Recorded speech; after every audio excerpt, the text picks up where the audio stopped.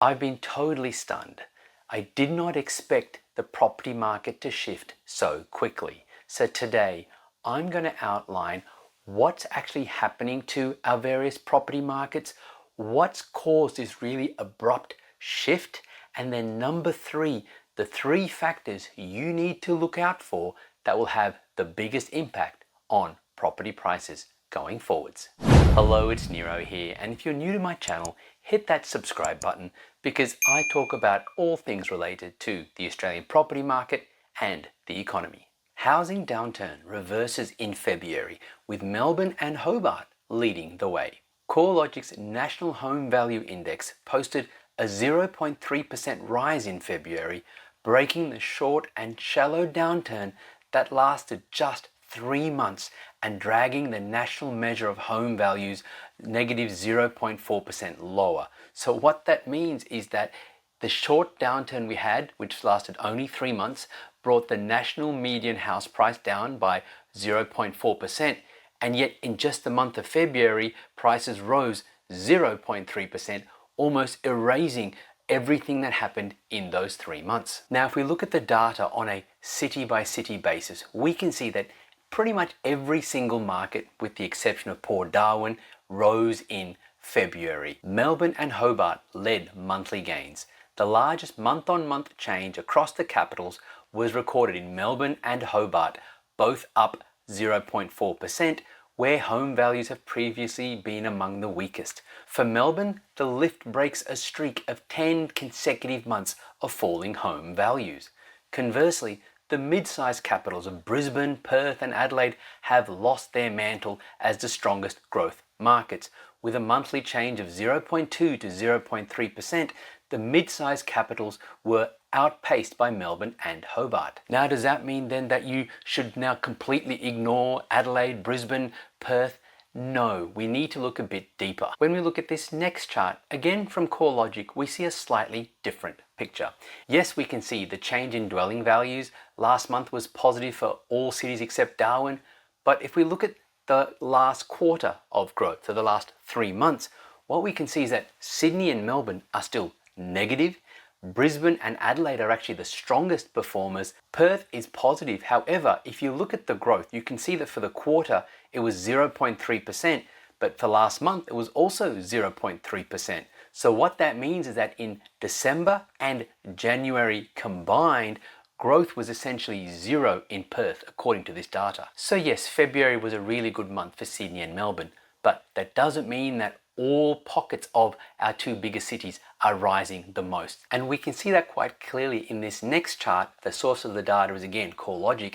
We can see that when we look at the 1 month change column on the right hand side, Sydney, the upper quartile, which is the most expensive, 25% of properties, rose 0.4%.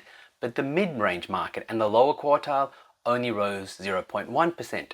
Melbourne, again, the upper quartile was the best performer, up 0.5% last month, but the mid-range market and lower quartile up 0.3%. But then look at what happened to Brisbane. The upper quartile dropped 0.2%, but the mid-range market rose 0.3%, and the lower quartile, which is again the cheapest 25% of properties, rose 0.7%. It was actually the best performing segment of properties of all these 4 cities that we're looking at. Perth, upper quartile, last month was essentially flat. Mid-market rose 0.4%. The lower quartile rose 0.6%. So what this shows you is that even though all of our capital cities, again with the exception of Darwin, are starting to rise and regional markets on average are starting to rise in value, you can't just buy blindly. You do need to drill down further to look at exactly what's happening in the individual pockets that you might be targeting. But the question though is, what has sparked this shift? Well, obviously it's interest rates being cut, but it might not be what you think. You see, interest rates were cut in the middle of February, and so essentially we had 2 weeks of February when people were hoping interest rates were going to be cut, and then 2 weeks afterwards when interest rates were cut. Now, during the 2 weeks since interest rates have been cut by the RBA, many lenders have still not yet passed on the rate cuts to their borrowers. Many of the borrowing capacity calculators have not yet been updated. So essentially, since the rate cut, virtually no one's borrowing capacity has changed, virtually no one's mortgage payments have changed, yet there's been an uptick in the property market. Why? It all comes down to sentiment. The latest rate cut has infused a much higher level of confidence in the market, both from sellers who are now expecting to get a better price in the market, and buyers who feel that now is a great time to buy. And this sentiment is being reflected in prices rising, which I just showed you, and also auction clearance rates in our two bigger cities. As you can see in this next table, as I'm recording this, the preliminary auction clearance rates in Sydney and Melbourne for the last 2 weekends has been over 70%. And from experience, when I see auction clearance rates consistently staying at 70% or above, that indicates a market where there's strong demand, stronger demand than supply.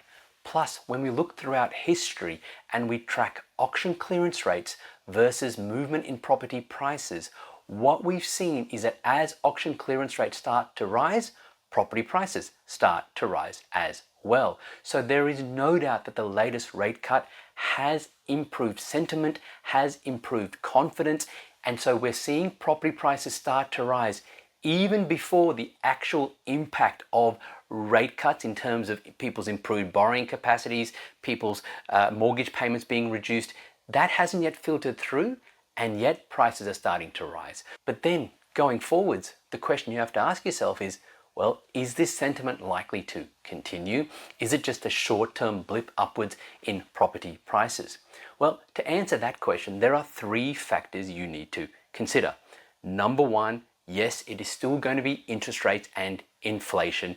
Is the RBA going to deliver more rate cuts? They have so far indicated that they don't believe there are going to be further rate cuts coming. I think that's just them sort of painting a negative picture, because if the RBA said that there are more rate cuts coming, people will start spending as if those rate cuts have already happened, which would worsen our inflation problem. So I still expect there are further rate cuts to come later on this year. However, that's one thing to watch. Secondly, we want to be looking at our population growth.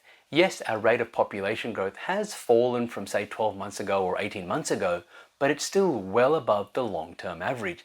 And as long as population growth continues to remain at elevated levels, while we are not building enough properties, and as you can see from our latest data here, the number of building approvals that we have in Australia is lower than it was a few years ago when our population was even less. So we still have more people coming into the country, more people needing somewhere to live, not enough properties available. And when we look at this next chart from HIA, or the Housing Industry Association of Australia, it's tracking how well supply is increasing across our different states.